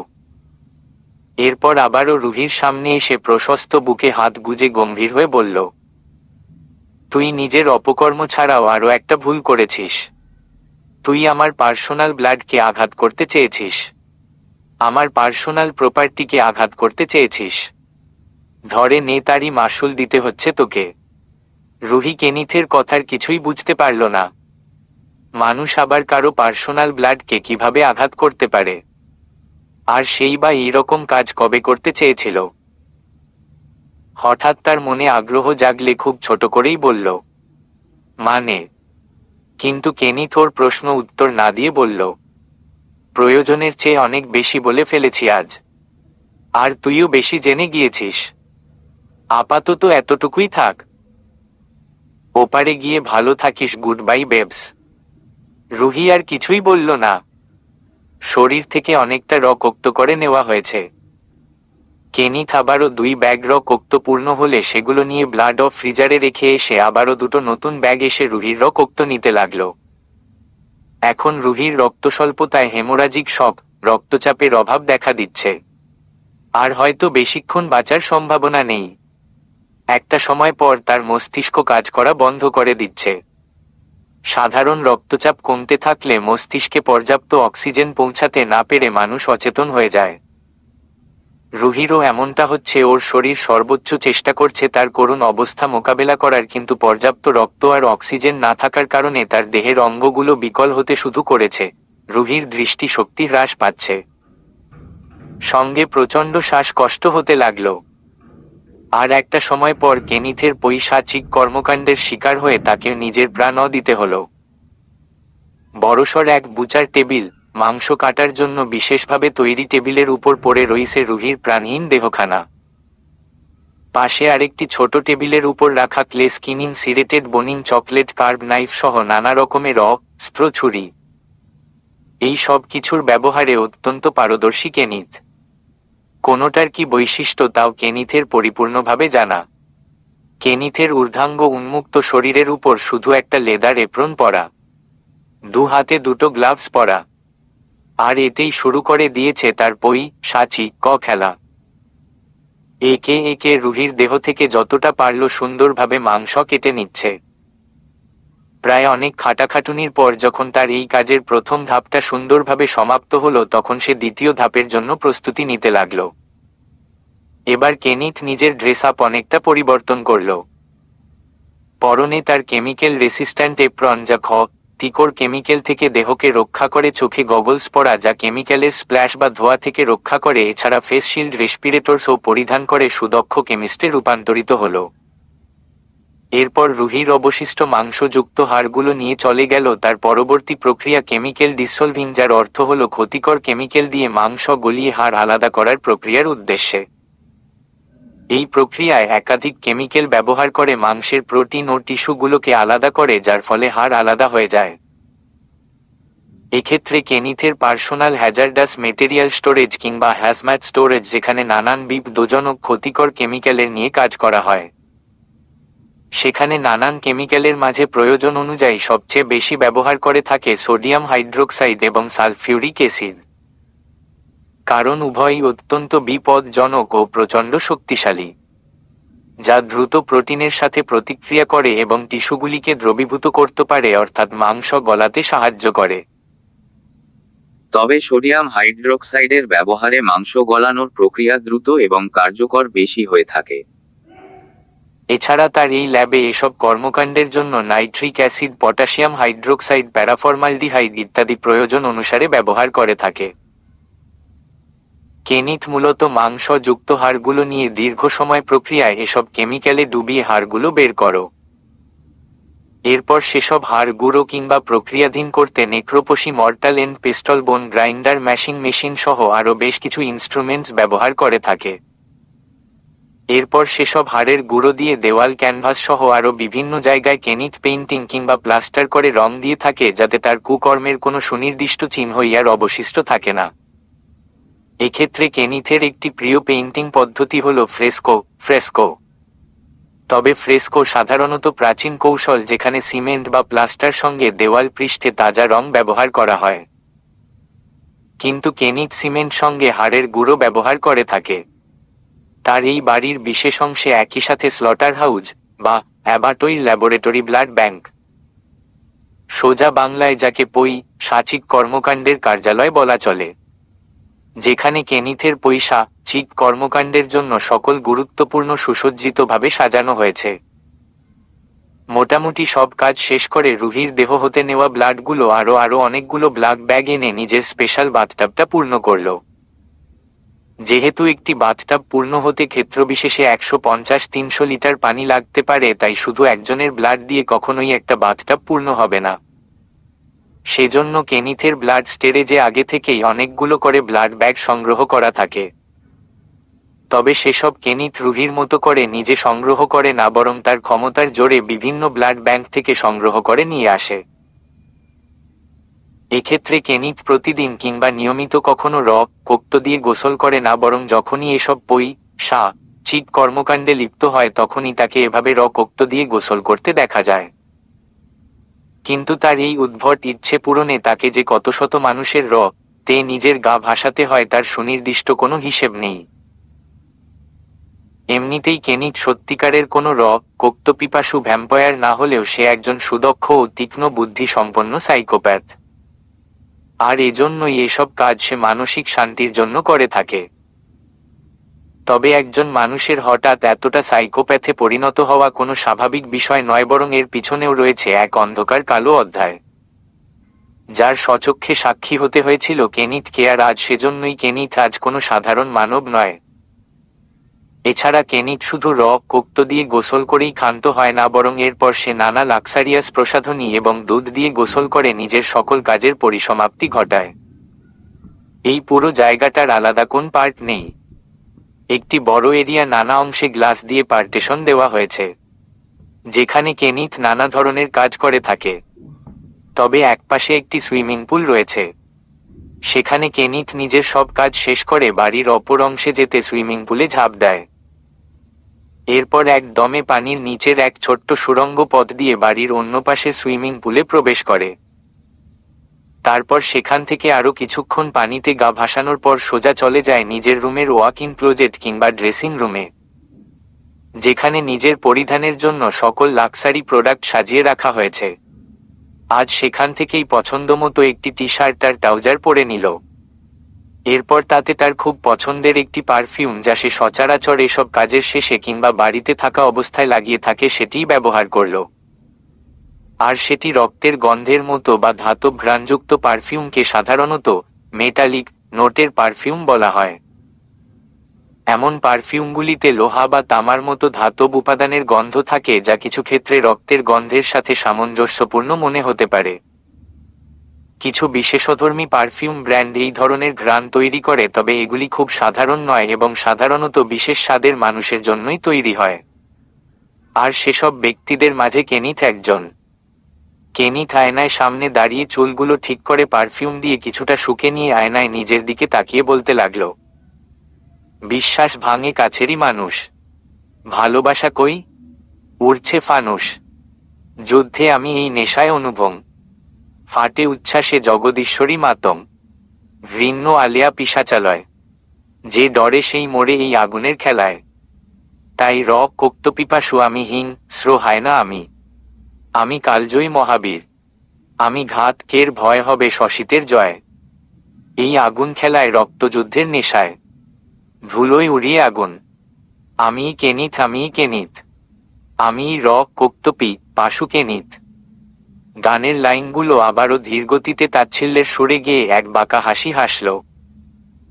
কেনিথের এই বিশাল রুমের একটি কমন বিষয় হলো কেনিথের ব্যবহৃত সকল জিনিসই কালো কিংবা রেড কালার অথবা এই দুটি রঙের সমন্বয়ে তৈরি। এছাড়া কেনিথে বাড়ির পুরো অংশ জুড়েই এই দুটি রঙের ছড়াছড়ি। দেখতে হরর মুভির থিয়েটারের চেয়ে কম কিছু নয়। কেনিথের এই লোমহর্ষক সাম্রাজ্য অল্পদিনে গড়ে ওঠেনি, বরং সে এসব কাজ বহু বছর আগে থেকেই ধীরে ধীরে গড়ে তুলেছে তারই রহস্যময় বাড়িতে। তার বাড়িকে রহস্যময় বলায় কারণ এইসব পৈশাচিক কর্মকাণ্ড ঘটানো এই বিশেষ জায়গাটার খোঁজ কেনিথ ব্যতীত আর কারো জানা নেই। অথচ এই জায়গাটা তার বাড়িরই একটা অংশ, কিন্তু কেনিথের বাড়ির ভেতরে সচরাচর প্রবেশ করা যেমন কারো পক্ষে কোনো সহজ বিষয় নয়। এর চেয়েও অসম্ভব বিষয় হলো কেউ যদিও বা তার বাড়িতে কোনোভাবে প্রবেশ করতে পারলেও বাড়ির এই অংশটাও খুঁজে পাওয়া কেনিথ ব্যতীত আর কারো পক্ষে সহজ নয়, বরং অনেকটা অসম্ভব। এই জায়গায় পৌঁছানোর দুটো রাস্তা রয়েছে, যার দুটোই অত্যন্ত কৌশল অবলম্বন করে বানানো হয়েছে। আর এই দুটি রাস্তার মধ্যে একটি শুধু কেনিথ ব্যবহার করতে পারবে, কারণ সেই রাস্তা যদি কেউ কখনো খুঁজেও পায় তবুও তাতে কোনো লাভ হবে না, কারণ সেই ব্যক্তি সেই রাস্তায় প্রবেশ করার সাথে সাথেই তার সরাসরি মৃত্যু না ঘটলেও দেহের মারাত্মক ক্ষতি হবে, যাতে পরবর্তী রাস্তাটুকু আর সে ব্যক্তির পক্ষে অতিক্রম করা সম্ভব হবে না। কারণ সেই রাস্তায় ব্যবহার করা হয়েছে ভয়ঙ্কর সব আল্ট্রা হাই পাওয়ার লেজার, যেমন সুপার কন্টিনিউম লেজার বা পিকোসেকেন্ড লেজার। এখানে অবশ্য অনেকের মনে হতে পারে অন্য সবার ক্ষতি হলেও কেনিথের কিছু হবে না কেন, সে কি কোনো আধ্যাত্মিক শক্তির অধিকারী নাকি সে কোনো মানবী না? না, এমন কিছুই না। এইসব কিছুই প্রযুক্তি আর কেনিথের তীক্ষ্ণ বুদ্ধির খেলা। সেই রাস্তায় কেনিথ ব্যতীত অন্য সকলের ক্ষতি হবে এই কারণেই কেননা সেখানে সিকিউরিটি হিসেবে শরীরের সবকিছু স্ক্যান করা হয়, যেখানে শুধু কেনিথের বডি স্ক্যানই গ্রহণযোগ্য, তবে সেখানে দিয়ে অন্য কেউ চাইলে কাঙ্ক্ষিত স্থানে পৌঁছানো যাবে যদি সঙ্গে কেনিথ নিজে থাকে। এক কথায় সেই সিক্রেট রাস্তা দিয়ে প্রবেশ করতে হলে কেনিথের বডি স্ক্যান, যা পাসওয়ার্ড হিসেবে কাজ করে, তা প্রয়োজন। তা ব্যতীত কোনো একক ব্যক্তি কখনোই সম্পূর্ণ রাস্তা অতিক্রমে সক্ষম হবে না। আর অন্যদিকে দ্বিতীয় রাস্তাটা খুঁজে পেলে তা দিয়ে যে কেউ সচরাচর কেনিথের গোপন আস্তানায় পৌঁছাতে পারবে, কিন্তু সেটা আদৌ বাড়ির ঠিক কোন জায়গায় তাই খুঁজে বের করাটাই হলো মুখ্য বিষয়। কারণ প্রথম রাস্তা স্থলপথ আর এটি হলো পানিপথ। অথচ পুরো খেলাটাই কেনিথের রহস্যময় বাড়ির ভেতরেই ঘটে থাকে, যার পুরোটাই রহস্যে ঘেরা। দেখতে সাদাসিধা বিলাসবহুল বাড়িটাও যে ভেতরে কতটা ভয়ঙ্কর হতে পারে তা এখন পর্যন্ত সবার কল্পনার বাহিরে। বহু বছরেও এখানে কোনো মানুষের ভয়ঙ্কর মৃত্যু ব্যতীত স্বাভাবিক আগমন ঘটেনি, কিন্তু আশা করা যায় খুব শীঘ্রই হয়তো এক নতুন অতিথির আগমন ঘটবে কেনিথের দুনিয়ায়, যার জন্মই হয়েছে হয়তো কেনিথের পৈশাচিক কর্মকাণ্ডের সাক্ষী হওয়ার জন্য। কিরে, এমন মরার মতো পড়ে আছিস কেন? তোরা দুজনে কেনিথের টিম মেম্বার, এমন বিড়ালের মতো পড়ে থাকলে হবে নাকি? কেনিথের দুটি কুকুরের মধ্যে একটি হলো কেনেল মাস্টিফ আর টিবেটান মাস্টিফ জাতের। এই জাতের কুকুরগুলো সাধারণ অনেক বেশি হিংস্র হয়, তবে ঠিকমতো প্রশিক্ষণের ফলে এরা পোষা এবং মিষ্টি সুলভ আচরণ করে। এছাড়া মাস্টিফ জাতের কুকুররা মাংস খেতে বেশি পছন্দ করে। সঙ্গে এদের মূল্যটা অনেক বেশি হয়ে থাকে অন্যান্য কুকুরদের তুলনায়। তবে টিবেটান মাস্টিফের দাম কেনেলের তুলনা বেশি। কেনিথের দুটো কুকুরের গায়ের রঙই কুচকুচে, যে কারণে দেখতেও প্রচণ্ড ভয়ঙ্কর। তবে এরা কেনিথের সান্নিধ্যে এসে হয়তো আরও বেশি হিংস্র আর ভয়ঙ্কর হয়ে উঠতে পেরেছে। কেনিথ এদের দুজনের মাঝে টিবেটানের একটা নামও দিয়েছে, তা হলো ক্লারা, তবে কেনেলকে সে কেনেল বলেই ডাকে। টিবেটানের নাম ক্লারা দেওয়ার কারণ এটি কেনেলের চেয়ে বেশি হিংস্র আর ভয়ঙ্কর। এছাড়া ক্লারাকে কেনিথের ব্যক্তিগতভাবে একটু বেশিই ভালো লাগে। কেনিথকে দেখতেই দুটো কুকুর দৌড়ে তার দিকে এগিয়ে এলো, এরপর নিজস্ব ভাষায় ইশারা ইঙ্গিতে কেনিথকে ডাকতে লাগলো। কেনিথ ওদের অস্পষ্ট ভাষায় কি বুঝলো তা জানা নেই, তবে মুচকি হেসে বলল, ঠিক ধরেছিস, একদম ফ্রেশ মাংসের স্টেক করে নিয়ে এসেছি। তোরা তো খুব ভালো করেই জানিস কেনিথ যা বলে তাই করে। এখন খেয়ে বল তো কেমন হয়েছে। শুধু তোদের জন্য এত খাটাখাটুনি করতে হয়েছে আমায়। কেনিথের হাতে থাকা পেট প্লেট তার নানা কলাকৌশলের ফল, রুহির দেহের নরম মাংস হালকা স্টেক করা। কেনিথ কুকুর দুটোর সামনে বড় প্লেটের অনেকগুলো মাংস পিস রাখতেই কুকুর দুটো অনেক। কেনিথের হাতে থাকা পেট প্লেট তার নানা কলাকৌশলের ফল, রুহির দেহের নরম মাংস হালকা স্টেক করা। কেনিথ কুকুর দুটোর সামনে বড় প্লেটের অনেকগুলো মাংস পিস রাখতেই কুকুর দুটো অনেকটা ঝাঁপিয়ে পড়ল খাবারের উপর। মনে হচ্ছে কতদিন না খাওয়া তারা, কিন্তু এমন কিছুই না।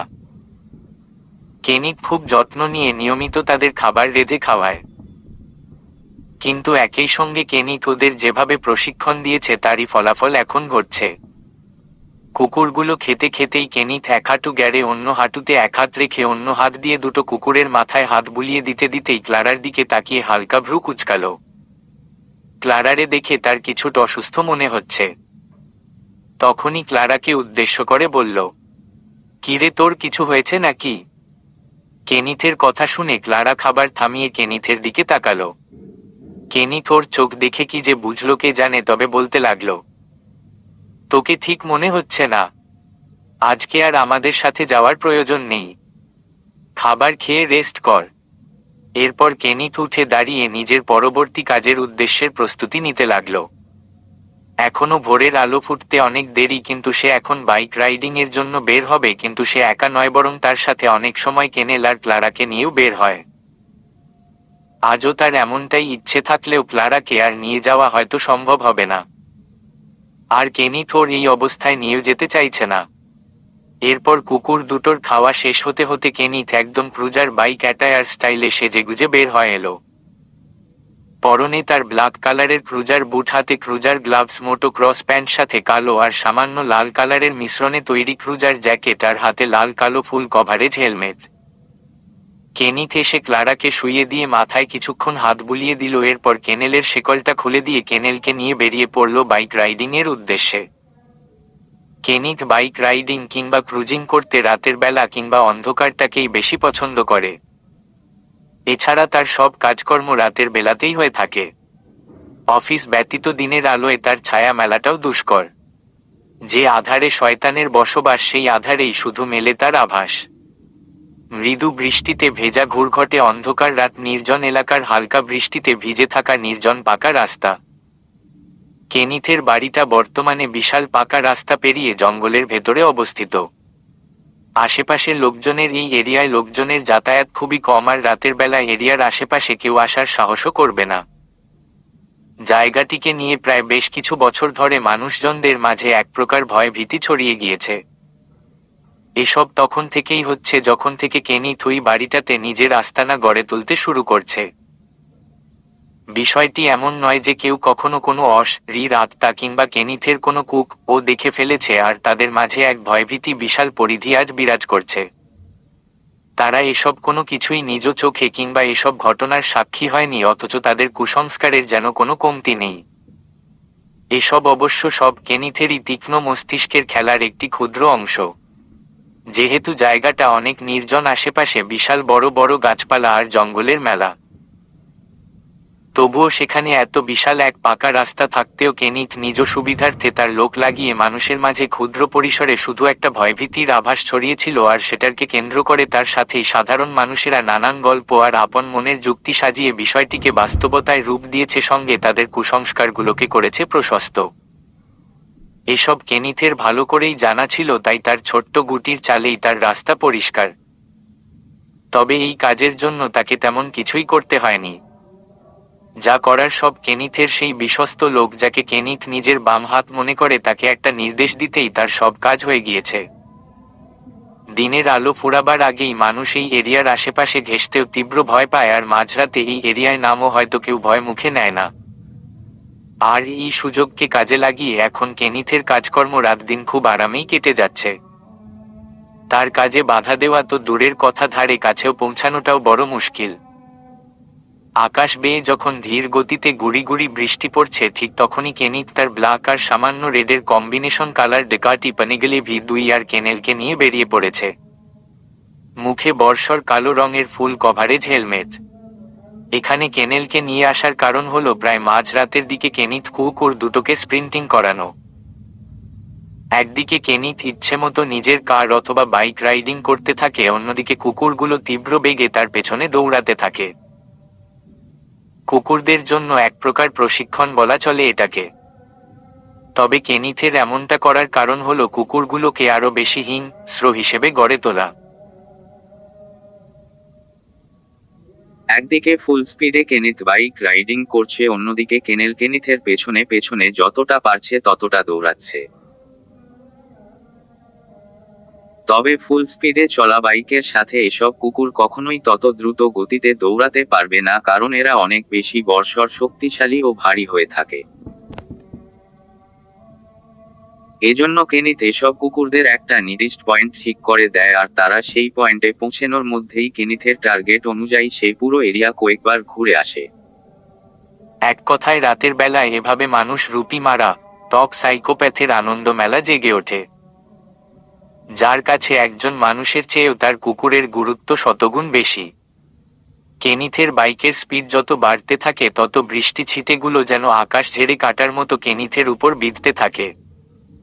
রাস্তার দুপাশে বিশাল বড় বড় গাছপালা, আর ঠিক মাঝখানটায় ছুটে চলেছে এক মারা টক সাইকোপ্যাথের রণফাদের বিজয়ের আনন্দ খেলা। কেনেল আর কেনিথের প্রথম টার্গেট শেষ করে এবার দুজনেই থামল। কেনিথ এসে কেনেলের মাথায় হাত ছুঁয়ে দিতেই কেনেল খুশিতে লাফিয়ে উঠল। ও বুঝে গিয়েছে কেনিথ ওর উপর সন্তুষ্ট।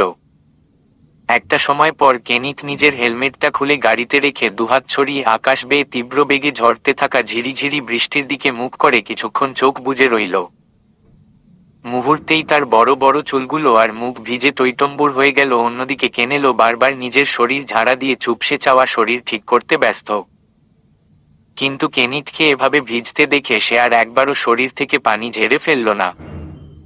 কেনিথের আনন্দ দেখে হয়তো তারও আনন্দ হচ্ছে। এমনই সময় কেনিথ ওভাবেই দুহাত পেতে আকাশের দিকে তাকিয়ে থাকা অবস্থাতে বলল, দেখ কেনেল, আজ প্রকৃতিও আমাদের উল্লাসে কষ্ট পাচ্ছে। এই অসময়ে আমাদের উপর তার বৃষ্টির সামান্য ফোঁটাকেও সূচের মতো নিক্ষেপ করছে। আজ সবাই আমাদের উপর ক্ষেপে, কিন্তু আমরা তো এমনই, আমরা তো আর সো কোল্ড ফাকিং আদর্শ প্রাণী নই, তাই না? কেনিথের তাচ্ছিল্যের সুরে বলা কথাগুলো শুনে কেনেল নিজের কণ্ঠে জোরে জোরে বারকিং করতে থাকলো, আর কেনিথ খুব অদ্ভুত করে শব্দহীনভাবে হাসতে থাকলো। কেনিথের এসব খেলা শেষ হয় ভোরের আলো ফোটার ঠিক আগ মুহূর্তেই।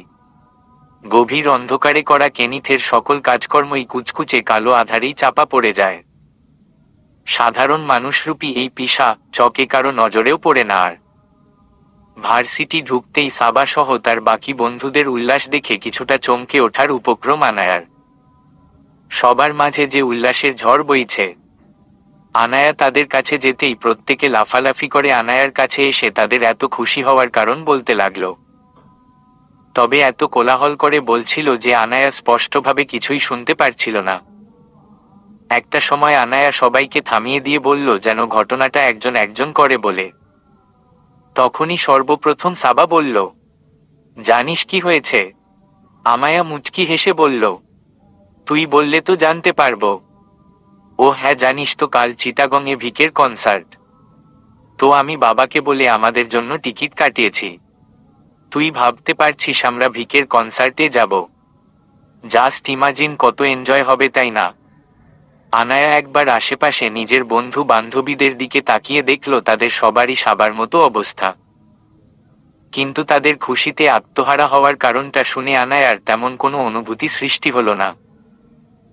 এমনিতেই ভিকে নিয়ে মানুষের অতিরিক্ত বাড়াবাড়ি তার ঠিক পছন্দ ছিল না, আর পরবর্তী ভিকের চালচলন সম্পর্কে জানার পর তার আরও পছন্দ হয় না।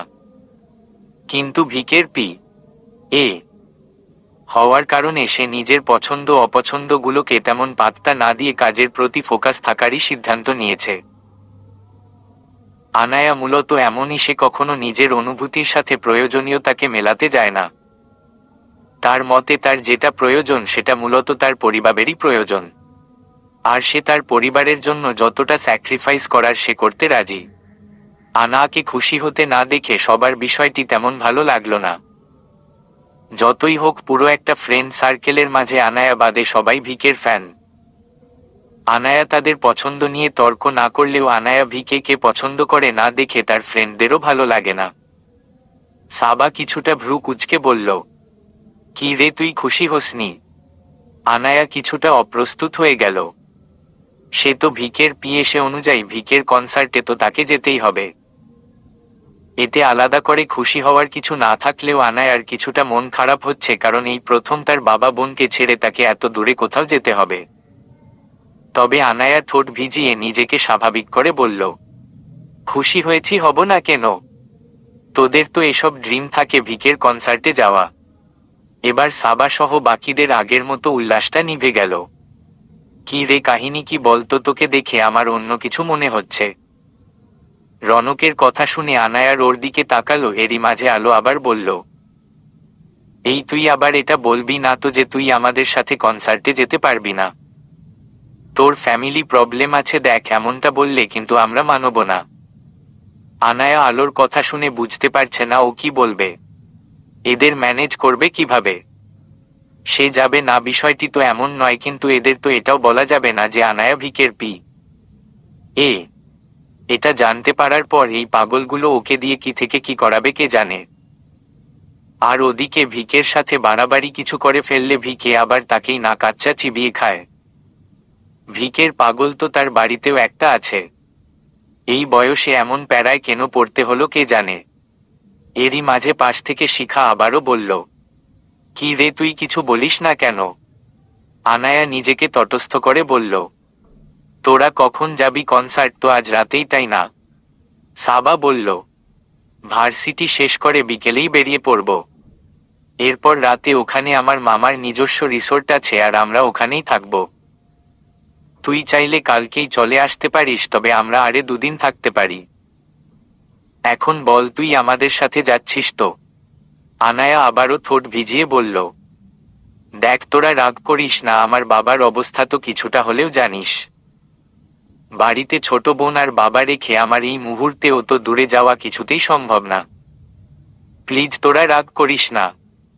ওর কথা শুনে আলো কিছু বলতে চাইলে সায়েম বলল, থাক আলো, ওকে কিছু বলিস না। আমাদের মতো তো আর ওর পরিস্থিতি নয়। ওর ব্যাপারটাও তো আমাদের ভাবা উচিত। সব সময় তো আবেগ দিয়ে চলে না। আচ্ছা তুই না যাস ঠিক আছে, তবে আর কি, সাবধানে থাকিস। আনাও নিজের বন্ধুর কথা শুনে গালে টোল ফেলিয়ে মুচকি হাসল। তবে মিথ্যা বলায় তার খারাপও লাগছে, কিন্তু এছাড়া আর করবেইটা কি। এরই মাঝে তাজিম সাবাকে বলল, ও যেহেতু যাচ্ছেই না তাহলে তুই ওর টিকিটটা ক্যান্সেল করে দে। তখনই সাবা কিছুটা ভাব নিয়ে বলল, আমি এমনিতেও 6টা টিকিট বুক করেছিলাম, বাকি একটা পেন্ডিংয়ে রেখেছিলাম। আমি জানতাম আনায়া প্রতিবারই এমন করে, তো এবারও এমনটাই করবে। সাবার বাঁকা কথাগুলো কারো তেমন পছন্দ হলো না। এই মেয়েটা সবসময় কতগুলো এত বাঁকাভাবে কেন বলে কে জানে। কিন্তু আনায়া মুচকি হেসে বললে, এই তো আমার ইন্টেলিজেন্ট বান্ধবী, খুব ভালো করেছিস এমনটা করে, না হলে শুধু শুধু টিকিটটা নষ্ট হতো। আনায়ার কথা শুনে সাবা ভাব নিয়ে বুকে হাত গুজে বলল, I know that I'm an intelligent guy. ওর এই কথা শুনে যেন বাকিদের হাসি এলো, তবে প্রত্যেকেই নিজেদের হাসি কন্ট্রোল করলেও রনক আর তাজিম বিরক্তি নিয়ে বিড়বিড় করে বলল, গাধি একটা। সন্ধ্যার মাঝেই ভিকের অফিসে পৌঁছাতে বলা হয়েছে আনাকে। আনাও আর দেরি না করে ফরিদাকে সব কাজ আর ইয়ানাকেও কিছু দায়িত্ব বুঝিয়ে দিয়ে ভিকের অফিসের উদ্দেশ্যে বেরিয়েছে। আনায়া না ফেরা পর্যন্ত বাড়ির সব দায়িত্ব ফরিদা আর ইনায়ার। যদিও আনায়ার খুব খারাপ লাগছিল, কিন্তু এদিকে ইনায়া মনে মনে আরেক প্ল্যান করে বসে আছে। তার বোন শহর ছাড়লেই তার উদ্দেশ্য সে হাসিল করবে। আনায়া সবাইকে বিদায় দিয়ে ভিকের অফিসে পৌঁছেই দেখল স্টুডিওর প্রায় সবাই কনসার্টের জন্য সব গোছগাছ করে অফিস থেকে চিটাগংয়ের উদ্দেশ্য বেরোচ্ছে। নিচে আসার সময় অনেকগুলো অফিসের গাড়িও দেখতে পেল। ভিকের স্টুডিও তার অফিসের ভেতরেই হওয়ায় এখানে সবার কাজের পদগুলোও আলাদা। এসব কনসার্টে স্টুডিওর সবাইকে যেতে হলেও অফিসের উচ্চপদস্থ কর্মকর্তা আর কিছু প্রয়োজনীয় ব্যক্তি ব্যতীত বাকিদের যাওয়ার অত প্রয়োজন পড়ে না। সে অনুযায়ী ভিকের কনসার্টের সোলিস্ট অর্থাৎ প্রধান গায়ক আর লিড গিটারিস্ট যেহেতু সে নিজেই, তাই তাকে ব্যতীত বেসিস্ট, ড্রামার, rhythm guitarist, keyboardist, পারকুশনিস্ট, saxophonist, multi ইনস্ট্রুমেন্টালিস্ট সহ আরও অনেকেই কনসার্ট স্পটের উদ্দেশ্যে বেরিয়ে পড়েছে। আশেপাশে কোথাও কেনিথকে না দেখে আনায়া ভাবল সে নিজের কেবিনেই আছে। কেনিথের কেবিনের দিকে এগোতে লাগল। এরই মাঝে হঠাৎ আয়াস আর আরেকজনের কথা শুনে থেমে গেল। ওরা দুজন রুহিকে নিয়ে আলোচনা করছিল। হঠাৎ করেই জানতে পারল রুহির নাকি খোঁজ নেই। তারা ভয় পাচ্ছে কারণ ভিকের কনসার্ট আর এই সময়ে রুহি উধাও। এটা জেনে কেনিথ রেগে গিয়ে না আবার রুহিকে জব থেকে বের করে দেয়। আয়াস রুহির জায়গায় অন্য একজনকে ব্যবস্থা করে ফেলেছে, কিন্তু বিষয়টি কেনিথকে জানানো হয়নি। তাই সে আনাকে বলল যেন এই বিষয়ে কেনিথকে সে জানিয়ে দেয়। আর পি এ হিসেবে এটা তার দায়িত্বের মধ্যেই পড়ে। তবে হঠাৎ রুহির উধাও হওয়ার কথাটা শুনে আনায়ার ঠিক ভালো লাগলো না। কিন্তু আপাতত এসব ভুলে নিজের কাজে লেগে পড়তে হবে। সবাই যেহেতু যাচ্ছে তাহলে কিছুক্ষণের মাঝে হয়তো সে আর কেনিথও যাবে। এই ভাবনা নিয়ে কেনিথের রুমে প্রবেশ করল আনায়া। প্রবেশ করতেই সেটাই দেখল যেমনটা সাধারণত দেখায় যায়। মোবাইলে কি যেন স্ক্রোল করে যাচ্ছে। সেই একই রকমের টি শার্ট, চুলগুলো এলোমেলো, রুম তার ড্রেস আপ একই, সেই কালো আর লালের কম্বিনেশন। আনায়ার মাঝে মধ্যে অবাক লাগে একটা লোক এসব কালার পছন্দ করে, মানে কি সবসময় সব একই থাকতে হবে? তবে তার সবচেয়ে বেশি মায়া হয় কেনিথের এলোমেলো চুল দেখে। মাঝে মধ্যে তার রেগে গিয়ে ইচ্ছে করে কেনিথের চুলগুলো ধরে ঠিকঠাক করে সাজিয়ে দিতে। এত সুন্দর চুলের কেউ এই অবস্থা কেউ করে রাখে নাকি? কিন্তু তার এই স্বপ্ন বিশাল এক দুঃস্বপ্নের মতো। এই কাজ করার দুঃসাহস, ভাবনা চিন্তা করাও ঘোর অন্যায়। কেনিথের কেবিনে ঢুকতেই আনায়া প্রতিবারই চিন্তা ভাবনার ঘোরে চলে যায়। এদিকে আনায়া অনেকক্ষণ চলে যাওয়ার পরও যখন কিছু বলল না, তখন কেনিথ পায়ের উপর পা তুলে ফোনের উপর স্ক্রোল করতে থাকা অবস্থাতেই বলল, এটা আমার কেবিন, ভাবনা চিন্তা করার কোনো আলাদা চেম্বার না। ভিকের কথা শুনেই আনায়া দাঁত খিঁচে নিজের ধ্যান থেকে ফিরে এলো। তার সাথে প্রতিবার এমনটা কেন হয় কে জানে। তখনই নিজেকে সামলে নিয়ে বলতে লাগলো, স্যার, আপনার সাথে একটা বিষয়ে কথা বলার ছিল। কেনিথ কিছু বলল না। আনায়া কেনিথের নীরবতাকে অনুমতি হিসেবে ধরে বলল, স্যার, মিস রুহিকে কোথাও পাওয়া যাচ্ছে না। আজ আপনার কনসার্টের কিছু কাজের দায়িত্ব ওনারও ছিল, যেহেতু উনি মিসিং তাই আর ওই সব দায়িত্ব অন্য একজনকে দেওয়া হয়েছে। ভিকে আনায়ার দিকে না তাকিয়েই নির্বিকারে বলল, ওকে। আনায়া কথা শেষ করে এবার আর চলে না গিয়ে দাঁড়িয়ে রইল। কিছুক্ষণ চুপচাপ দাঁড়িয়ে থাকার পর কেনিথ নিজ থেকেই বলল, কিছু বলার থাকলে তাড়াতাড়ি। আনায়া মনে মনে বিরক্ত হলো। একে তো রকস্টার নাকি, কিন্তু ওসবরে কোনে কাজকর্মই একে করতে দেখে না। অথচ বিশাল এক অফিস খুলে রেখে সারাদিন তো ভূতের মতো থেকেই খালি মোবাইল চালায়।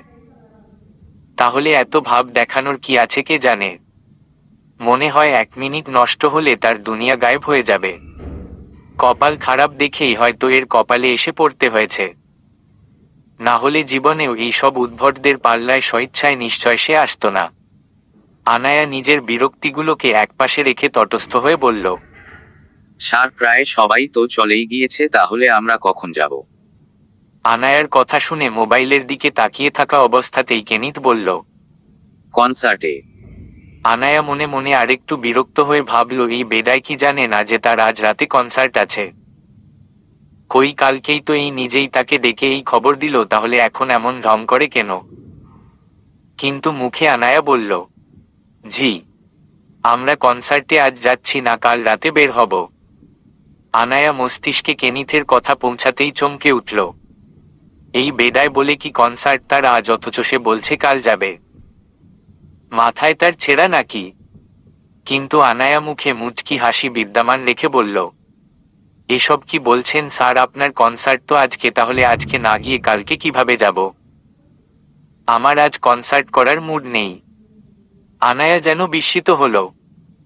মনে মনে ভাবল, এই লোকের মাথায় নিশ্চিত সমস্যা আছে, না হলে এই লোক তো তার সাথে মশকরা করতে আসবে না নিশ্চয়। স্যার কি বলছেন আজ আপনার কনসার্ট? এটা তো সবাই জানে, আর সবাই সে উদ্দেশ্যে দেশের নানা জায়গা থেকে আজ রাতে কনসার্টের উদ্দেশ্যে চিটাগংয়ে চলে গিয়েছে।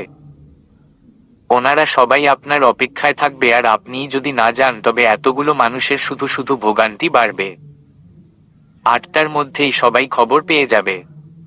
আজ আমি কনসার্টে যাব না। আর কনসার্ট আজ নয়, কাল রাতে হবে। এরপর মনে হয় না আর কারো কোন প্রবলেম থাকার কথা। আর যদিও থাকে তবে আমার কিছু করার নেই। আনায়ার কেন যেন অনেক রাগ হলো। তাকে সবাই আইডল ভেবে তার ভক্তরা কি এই জন্যই পাগলামো করে? মানুষের ইমোশন নিয়ে খেলে এরা কি মজা পায় কে জানে। স্যার, আপনি একবার আপনার ফ্যানদের কথা ভেবে দেখুন।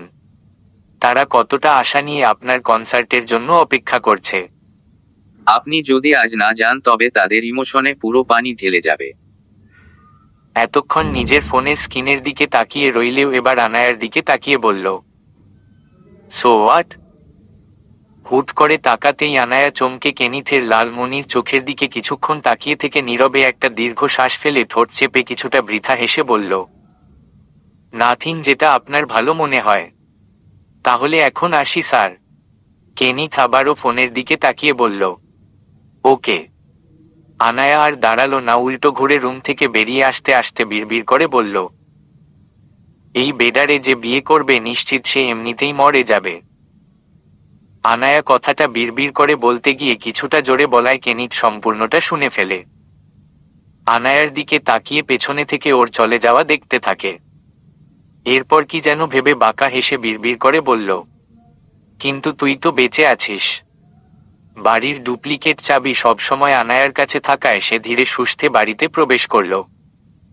রাতও এমনিতেও অনেক। তার জানা মতে বাড়ির সবাই নিশ্চিত এতক্ষণে ঘুমিয়ে পড়েছে। কিন্তু বাড়িতে প্রবেশ করতেই তার অন্য কিছু মনে হলো। পুরো বাড়িতে ডিম লাইট জ্বালানো। অনেকটা অন্ধকার অন্ধকারই লাগছে। নিচ তলায় তার সবকিছু ঠিকঠাক মনে হলেও উপর তলা তার মোটেও ঠিক মনে হলো না। আনাদের বাড়ির উপর তলায় অনেকটা রহস্য রয়েছে। এই রহস্যের সৃষ্টি তার বাবাই করেছে, কারণ তার বুঝো হওয়ার পর থেকে উপর তলায় সাধারণত কাউকে তিনি যেতে দিতেন না। তখন থেকে আনা আর কাউকে উপরে যেতে দেয় না। অন্যদিকে তার বোন ইনায়ার এই নিয়ে প্রচুর আগ্রহ। কিন্তু বোনের জন্য তার আগ্রহ সবসময় চাপা পড়ে যায়। আর আনায়ার মনে হলো তার বোন হয়তো আজ এই সুযোগেরই কাজে লাগিয়েছে। মনে মনে ভাবল, এই মেয়েটা আর শুধরালো না। দ্রুত ধীর পায়ে অনেকগুলো দিন পর সিঁড়ি বেয়ে দোতলায় প্রবেশ করল আনায়া। বাড়িটা অনেকটা বাংলা বাড়ির মতো, বাড়ির ভেতরে দোতলার সিঁড়ি। বিষয়টি এমন নয় যে সে কিংবা তারা দোতলায় কখনো যায় না। পরিষ্কার পরিচ্ছন্নের জন্য প্রায়ই দোতলায় যাওয়া হয়। কিন্তু দোতলায় একটা রুম আছে যেটা অনেক বছর ধরে বন্ধ, আর সে রুমের তালার চাবিও হয়তো তার বাবার কাছে। কিন্তু সমস্যা হলো, যখনই তার বাবাকে এই বিষয়ে কিছু জিজ্ঞেস করা হয় তখনই সে প্রচণ্ড প্যানিক করে এবং ঘাবড়ে যায়, সাথে প্রচণ্ড অসুস্থ হয়ে পড়ে। যে বিষয়ে তার বাবা অসুস্থ হয়ে যায় সে বিষয়ে ঘাটাঘাটি করার মেয়ে আনায়া নয়। আনায়ার খুব ভালো করেই মনে হলো ইনায়া নিশ্চয়ই তারা বাবার কাছ থেকে চেয়ে ওই রুমের চাবি বের করেনি। নিশ্চয় ও আগে থেকেই এসবের পরিকল্পনা করেছে। ইনায়া নিজের ফোনের লাইট জ্বালিয়ে দোতলায় যেতেই দেখল সেই রুমটার ভেতর থেকে মৃদু আলো বের হচ্ছে। আনায়া দেরি করল না, রুমটার কাছে যেতেই দেখল রুমের তালা আর দরজা দুটোই খোলা। আনায়া নিমিষেই দরজা খুলে ভেতরে প্রবেশ করে মৃদু স্বরে রাগান্বিত কণ্ঠে বলল,